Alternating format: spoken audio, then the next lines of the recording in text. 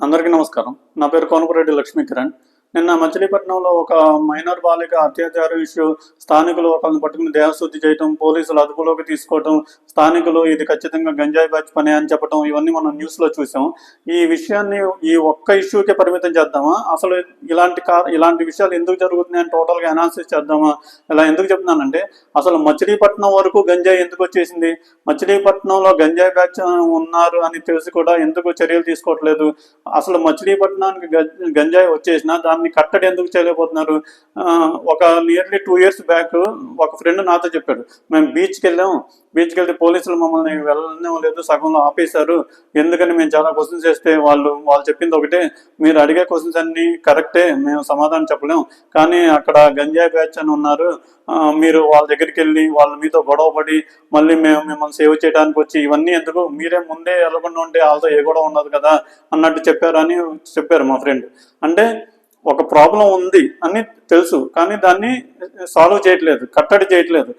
దీనికి మూల కారణం ఎవరు? నేను అనేది ఏంటంటే, ఈ మచిలీపట్నం వరకు గంజాయి వచ్చేసి మచిలీపట్నంలో గంజాయి వల్ల ఇన్ని ఇష్యూస్ జరుగుతుంటే దాన్ని కట్టడి చేయకుండా ఉండడానికి కారణం ఎవరు? మూల కారణం ఎవరు?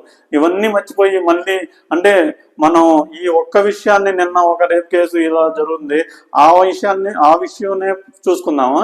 ఓవరాల్గా ఇలాంటి ఇష్యూస్ జరగడానికి కారణం ఎవరు? ఇలాంటి ఇష్యూస్ జరగకుండా చూసేది ఎవరు? ఇలాంటివన్నీ అనాలిసిస్ చేసుకుందామా? మనం మళ్ళీ వాళ్ళకే ఓటేద్దామా? మళ్ళీ ఇప్పుడు జరిగినవన్నీ మర్చిపోయి మళ్ళీ 2029లో మళ్ళీ వాళ్ళకే ఓటేస్తామా? అంటే ఎప్పుడు అధికారులు, రాజకీయ నాయకులను మార్చడం ఇదేనా మనం చేసేది? పూర్తిగా ఇలాంటి గంజాయి రాకుండా కట్టుదిట్టమైన చర్యలు ఎవరు తీసుకుంటారు?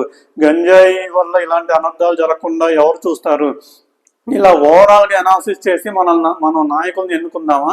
లేకపోతే ఎప్పటికప్పుడు ఇలాంటి ఇష్యూస్ జరిగినప్పుడు ఒక 2 రోజులు ఇలా తిట్టుకుని మళ్ళీ 3వ రోజు నుండి అన్ని మర్చిపోయి మళ్ళీ కొత్త విషయాల్లోకి వెళ్ళిపోయి ఇలా ఎప్పటికప్పుడు అన్ని మర్చిపోతాం, పాత విషయాలు అయిపోతాయా? అందుకని ఓవరాల్గా ఇలాంటి సంఘటనలు ఎందుకు జరుగుతున్నాయి? దీనికి మూల కారణం ఎవరు? మచిలీపట్నం వరకు గంజాయి ఎందుకు వచ్చింది? మచిలీపట్నంలో గంజాయి వచ్చినా దాన్ని కట్టడి ఎందుకు చేయలేకపోతున్నారు? ఇలాంటి ఇష్యూస్ అన్ని మనం ఆలోచించొద్దాం. ఒకసారి ఆలోచించండి అందరూ. అందరికీ నమస్కారం.